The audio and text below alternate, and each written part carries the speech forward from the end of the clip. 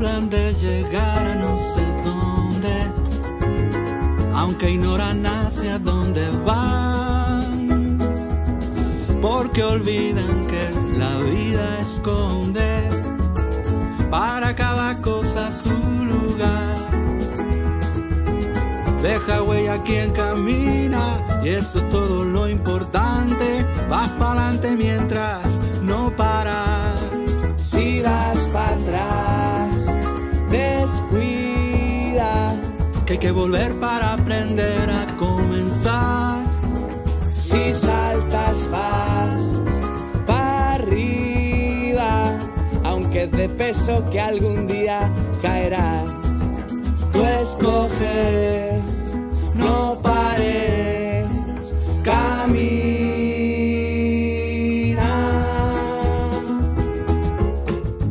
¿Cuál es el pasado y cuál es el presente del español en América? ¿Cómo fue la expansión del español en todo un continente? El español es la segunda lengua más hablada en el mundo, es una lengua internacional y desde luego de la mayor importancia en cuanto a la comunicación. Pues para hablar de este extenso tema nos acompaña la catedrática de Lengua Española de la UNED, Mariluz Gutiérrez Arauz. Bienvenida. Muchas gracias, bien hallada, Isabel. Si hablamos de pasado y presente de la lengua, del español en América, debiéramos empezar por hablar de este pasado. Todos conocemos cómo llega el español al continente. Sabemos que después del descubrimiento de Colón es la manera de entrada, pero desde luego una lengua tiene que sufrir muchísimas peripecias para poder expandirse de la manera en la que se ha expandido el español. Sí, es un tema apasionante que una lengua inicialmente hablada en Castilla, luego que se extiende por España, que es adoptada como lengua común en la península y en las islas Canarias tardíamente, porque todos sabemos que son conquistadas tardíamente, un poco antes que América, pues esta lengua se convierte en unos pocos siglos en una lengua hablada en la actualidad desde Estados Unidos, el norte, porque en Canadá no se habla más que como lengua extranjera, pero todo Estados Unidos se habla por muchos millones, en torno a 50, más de 50, aunque no se sabe con certeza, hablantes de español desde Estados Unidos hasta el sur de América, en la Patagonia, Argentina, excepto en la zona de Brasil, que sabemos que se habla portugués, pero que evidentemente hay una gran expansión también del español y un gran interés por parte de los brasileños para hablar y para aprender el español. Entonces digamos que la lengua española es una lengua internacional, pero es esencialmente americana. Que haya nacido en España y que haya nacido en una tierra pequeña que luego se expandió porque era una lengua muy adaptable y porque admitía todo lo que venía de fuera, como le pasa ahora al inglés, y luego también porque hubo unas circunstancias políticas y político-sociales que hicieron que el castellano se convirtiera en lengua común de España, pero que fue la lengua que se llevó a América, ¿no? Esa es una peripecia muy larga, llena de muchos matices y que evidentemente es complicado resumir. Pero lo que no les gusta a algunos que se hable de descubrimiento, porque la palabra descubrimiento es como si antes no existiera y lo descubrimos nosotros. En el mundo latinoamericano les gusta que se hable de encuentro, nos encontramos con ellos. Evidentemente que los descubrimos, sí, pero claro, nos encontramos, fue un encuentro. El descubrimiento es como si es una palabra tomada desde nuestra perspectiva, mientras que el encuentro es una palabra tomada desde las dos perspectivas. Además es una palabra preciosa el encontrarse y además el fundirse. Sí. El español llega, y desde luego esta peripecia de la que hablamos es de norte a sur, porque va por todas partes y de diferentes maneras. Históricamente, la lengua cómo se mueve, porque son unos pocos los que llegan y muchos los que están. Sí, eso que tú has dicho de encontrarse, que es tan bonito, y fundirse, que también lo has dicho tú, tiene una palabra que es la que define todo esto, que es el mestizaje. Lo que significa el mestizaje es el motor que hace que el español entre en América. No llegan muchos españoles, llegan pocos, pero el español se casa con la indígena, se hacen muchos criollos, muchos mestizos. Posteriormente, ya cuando entran africanos, también en las zonas caribeñas, hay una fusión y un mestizaje. Hay mucho encuentro de razas en América. Y en ese mestizaje está la gran riqueza de nuestra cultura. Entonces, mestizaje tiene nuestra lengua, porque nuestra cultura es una cultura de mestizaje. Nuestra cultura porque es una fusión de culturas. Y esa cultura, supracultura, podríamos decir, engloba muchas culturas. Y si nosotros nos ponemos a bailar un merengue dominicano o un son cubano o una samba brasileira de nuestros hermanos portugueses, pues evidentemente es mezcla de culturas. Y la comida es mezcla de culturas. Evidentemente la lengua muchísimo más. Pero ¿qué camino lleva el español una vez que llega en ese encuentro del que hablamos, pero en el que verdaderamente el número de personas pues no es similar, sino hay muchísimas diferencias?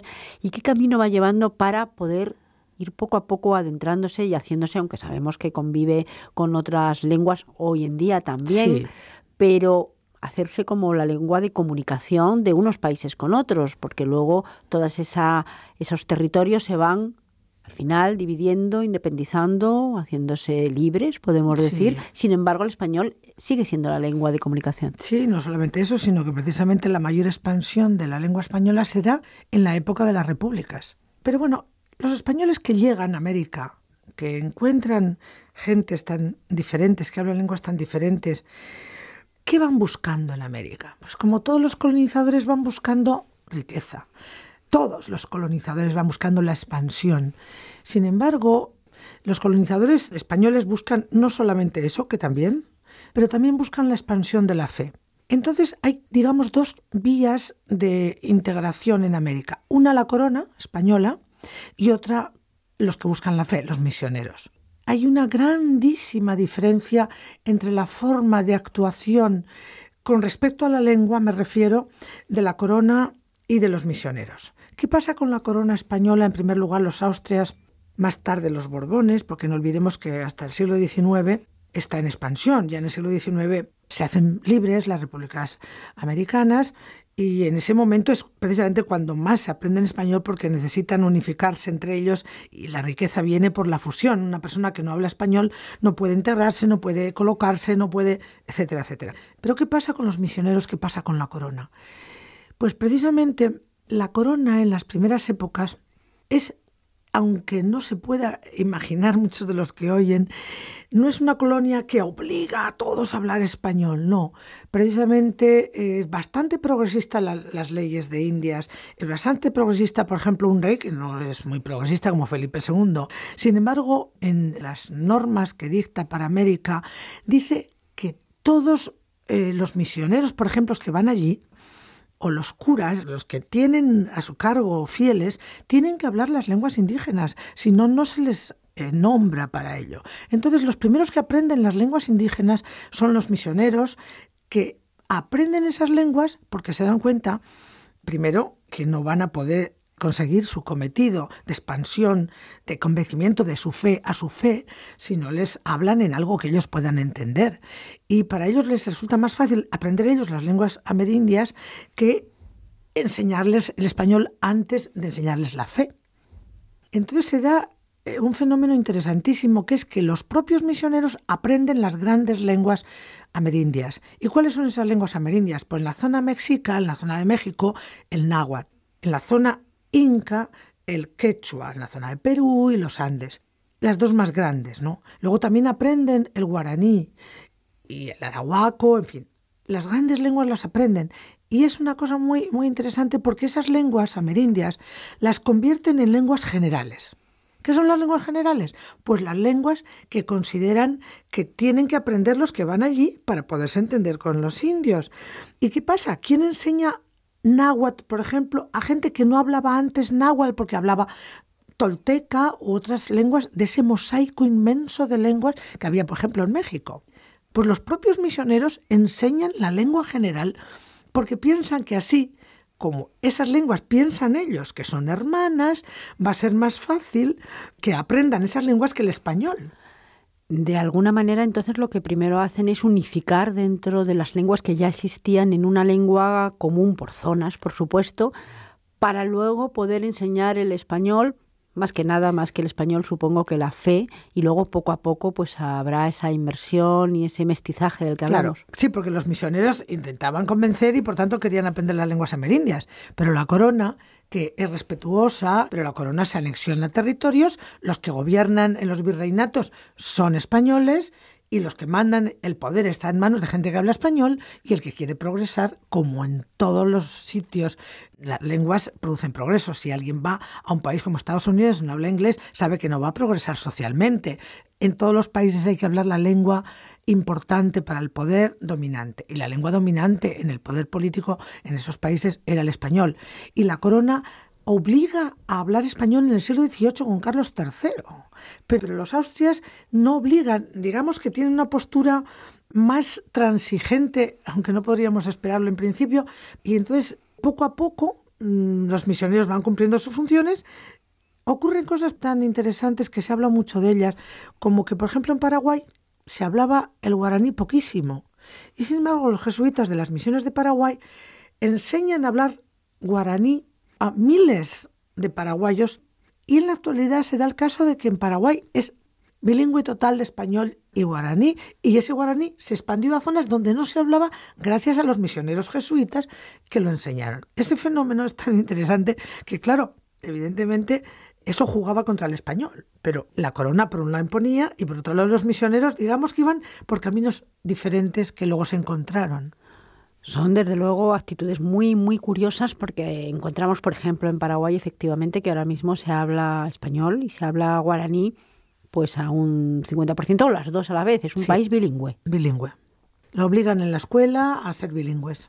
Y me hace gracia y me resulta curioso que esto haya venido precisamente por esta imposición casi de que lenguas abarquen zonas cada vez más grandes y casi se enseñen para que, bueno, no haya 20, sino que haya una, pero en distintas zonas. Eso es. Y de este mestizaje, en este principio y en esta historia que estamos haciendo de la lengua, se toman ya, y el español toma ya, ciertos vocablos o ciertas estructuras de las lenguas indígenas. Claro, en el mestizaje está precisamente permearse. Si ese españolito que llega a América, que viene de una tierra donde los valles son pequeños, en general tenemos valles preciosos, pero la sensación que da cuando uno llega a América es de grandeza.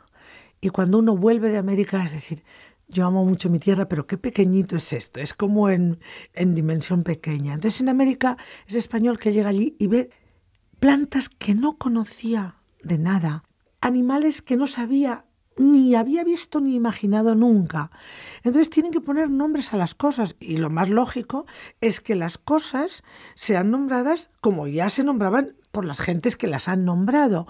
Y empezando por el primer americanismo, cuando llegan a América, lo primero que se encuentran ya en Guananí, en la isla de San Salvador, llamada luego San Salvador, pues es que vienen los indígenas en unas barcas alargadas, donde están de uno en uno, una barca que no conocían los que llegan allí por primera vez a ver tierra, tierra, y vienen los indígenas en unas barcas que no sabían cómo se llamaban.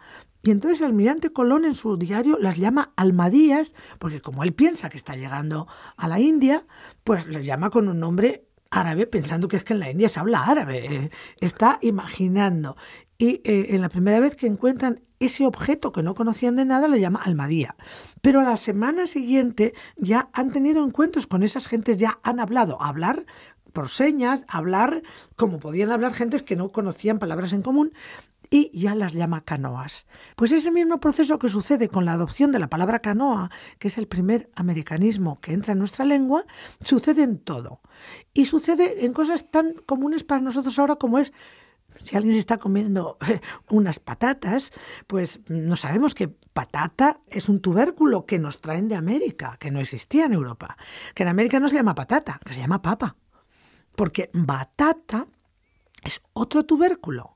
Y los españoles confunden batata con papa y hacen esa especie de mezcla explosiva que es la palabra patata. Por eso, claro, en el sur de España, en Andalucía se dicen las papas y en América se dicen papas. Patata, sin embargo, ha progresado tanto como palabra que hasta en inglés la ha adoptado como propia. El potato procede de patata. Bien, pues como esa palabra, cientos de frutos, de árboles, de animales que veían los españoles al llegar allí, que no tenían nombres para ellos porque no los habían visto nunca. ¿Cómo les llaman? O bien con la palabra indígena, la inmensa mayoría de las veces. Por eso nos entran cientos de indigenismos, cientos de americanismos al español, con lo cual la lengua española se enriquece extraordinariamente. Una lengua pequeñita, expandida dentro de España, pero pequeña, de repente se llena de préstamos lingüísticos de cientos de lenguas, porque no olvidemos que se dice que había más de 2000 lenguas en la América a la que llegan los primeros españoles que la descubren, ¿no? Entonces nos entran muchas palabras porque es que nos entran muchos objetos. Tampoco conocíamos el cacahuete, ni conocíamos el chocolate, ni tantas cosas que nos llegaron con el objeto, nos llegaron las palabras.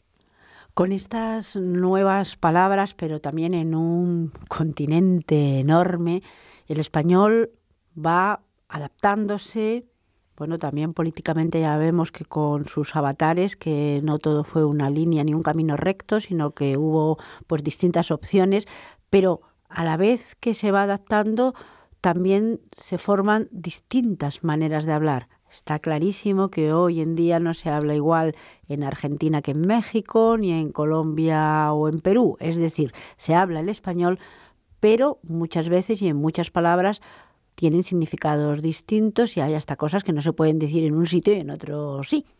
Sí, eso es un tema apasionante. No, la variedad inmensa del español de América es debida primero a que cada país y cada región ha tenido una historia muy diferente.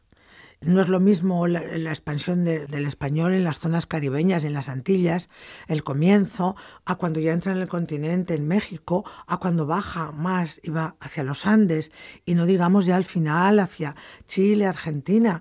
Es muy diferente el momento, es diferente el material humano, las personas que van allí, la forma como se mezclan las inmigraciones que se dan dentro, es una cosa muy diferente y por tanto se dan resultados diferentes. Sin embargo, sí es cierto que el español en América se relaja. Lo vamos a ver en rasgos fonéticos, cómo se relaja. Se enriquece en el léxico. Sin embargo, en la gramática no se sale de madre, si me permiten el coloquialismo, en el sentido de que la madre de una lengua es la gramática. No se puede uno hacer muchas variedades con la gramática porque si no, no nos entendemos. Yo puedo pronunciar de una forma diferente a un argentino, a un cubano, como de un sevillano, etcétera, etcétera, y nos entendemos. Y puedo decir diferentes palabras y lo que yo digo, no tardes en llegar, pues muchas veces en Latinoamérica se dirá no te demores. Yo le voy a entender si él me dice no te demores y él me va a entender no tardes. Tenemos tanto en común, tenemos un vocabulario disponible común. Pasivo, que todos lo entendemos. Ahora, activo, solo activamos aquello a lo que estamos acostumbrados. En cuanto hay palabras en común y para una denominación hay 4 posibilidades y tú en ese contexto estás oyendo una de ellas, pues empleas a usar esa. A mí me sucede personalmente que en cuanto llego a América me sale decir ustedes como plural de tú. Si estoy ante varios, digo vosotros, porque sé que la inmensa mayoría lo de vosotros lo van a entender muy bien y ahí estamos viendo 2 cosas de gramática diferentes. Luego hablamos.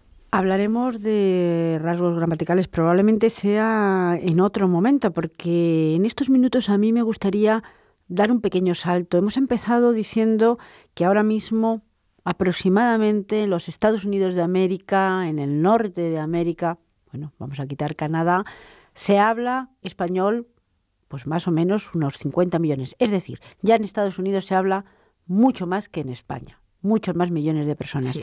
Esto ha sido como una segunda oleada del idioma. Quiero decir, está claro que los españoles llegaron a California, llegaron a algunos estados de Estados Unidos, pero la invasión del idioma, ese mestizaje, este nuevo mestizaje ha sido una cosa posterior de hace relativamente poco, cuando pues muchos ciudadanos de Centro y Sudamérica y hasta de Norteamérica con México han traspasado la frontera, han hecho allí sus familias y el español se ha expandido otra vez. Por ejemplo, en California estuvieron 300 años los españoles no hace 300 años que están los anglosajones. Esto con la gente californiana, hablan mucho de sus misiones. Todo el sur, Texas, Nuevo México, California, fueron colonia española. Luego Texas fue comprado por México cuando México ya se hizo independiente. En fin, es una historia apasionante. Pero efectivamente, como bien dices, Isabel, en la actualidad, el hecho de que el imperio, entre comillas, sea Estados Unidos, ha hecho que muchas gentes que necesitaban prosperar hayan emigrado a Estados Unidos. Y que cuando yo era una niña sabía que el país donde más se hablaba español era México y después era España. Y hemos estado muchos años así, y España ha tenido 46 millones de hablantes, sobre todo cuando han venido los inmigrantes, porque éramos menos, muchos de los cuales inmigrantes son latinoamericanos, cosa muy bonita que de repente nuestros viejitos y nuestros niños están rodeados de español de América en el día a día. Y nuestros niños dicen quiero papas y los viejitos entienden a la persona que les cuida. Un regreso de las carabelas a la propia España, ¿no? Pero claro que en América ha sido inmenso porque llamaba a la inmigración, sobre todo de países como México, por el tema económico, y como Cuba por el exilio. Digamos que, bueno, si tenemos que caracterizar el español en Estados Unidos, que es el segundo país después de México en número de hablantes, por encima de España sin duda, hablantes nativos hablo, porque claro, no nativos hay muchísimos más. Hay una demanda de profesores de español grande en Estados Unidos. ¿Por qué? Porque el que sean tantos hablantes nativos, tantos millones, hace que sean personas que son bilingües, porque si no son bilingües allí no prosperan. Entonces, lo que sucede es que son posibles compradores, las empresas les interesa, posibles votantes, a los políticos les interesa. Siempre que hay votos, comprador, etcétera, etcétera, la lengua se expansiona. Y automáticamente ha interesado muchísimo más ahora el español en Estados Unidos. Tanto es así que todos los presidentes, si no hablan español, pues van mal. Y en los últimos días de la campaña, sobre todo, en fin, no quiero ejemplificar, pero si quieren el voto hispano, tienen que hablar español. Y son muchos millones y son de una línea, salvo excepciones como la zona de Miami, que son más de tendencia conservadora, republicana, pues la inmensa mayoría de los hispanos tienen tendencia más a votar a los demócratas. Es curioso, profesora Gutiérrez Arauz, porque nos comentaba que ahora pues se oye en nuestro país, en España, se oye esos distintos acentos. También hay que decir pues, que con las situaciones económicas en muchos países de América ahora se vuelve a oír pues, un español de distintas regiones de España, porque a muchos países también está volviendo inmigración. Es decir, esto es un ir y venir siempre, un camino que va y viene y el idioma es el vehículo. El idioma nos une. Cuando alguien te dice las cosas que tú has oído desde que eras niño en tu propia lengua, te suena hermano. Es tan maravilloso viajar por América y en veintitantos países, llegar a un sitio y oír lo mismo que has oído desde pequeño, con un acento especial, e incluso a veces con palabras que no habías oído en Madrid, pero que las has oído en los pueblos de Castilla y las vuelves a encontrar en México. Y te puede emocionar oír esas palabras que no habías oído más que en tu infancia, como a mí me ha sucedido en la Castilla rural, y que las vuelves a encontrar en el gran México del Distrito Federal, en la boca de un taxista mestizo o indígena de raza, pero es tan hispanohablante como cualquiera de nosotros, ¿no? Entonces, lo que bonito de todo esto es que ha cambiado la perspectiva del español culto, que antes consideraba que era el centro del español, el español de España. Ahora ya sabemos hace muchos años que tenemos que hablar de panhispanismo, es decir, que el hispanismo es de todos, que no somos los únicos que tenemos derecho a hablar de que somos los dueños del español. No, los dueños de una lengua son los usuarios de esa lengua. Incluso aunque no sean nativohablantes, aunque sean chinos que han aprendido español con mucho esfuerzo o norteamericanos que han aprendido español con mucho esfuerzo, esa es su lengua, porque la han aprendido con esfuerzo y porque cuando alguien se comunica en una lengua, esa lengua es tan suya como la que le hemos aprendido desde pequeñitos. Claro, que decir las cosas de la misma forma que te las decían tus papás cuando eras pequeño es un plus especial. El español está desde luego en el mundo, hemos hablado en América porque principalmente ahora mismo el español con este panhispanismo es americano. El español sin duda es americano. Muchísimas gracias. Gracias a ti. Y hasta aquí Caminos de Ida y Vuelta, un programa de la UNED con la colaboración del CEME para Radio Exterior de España.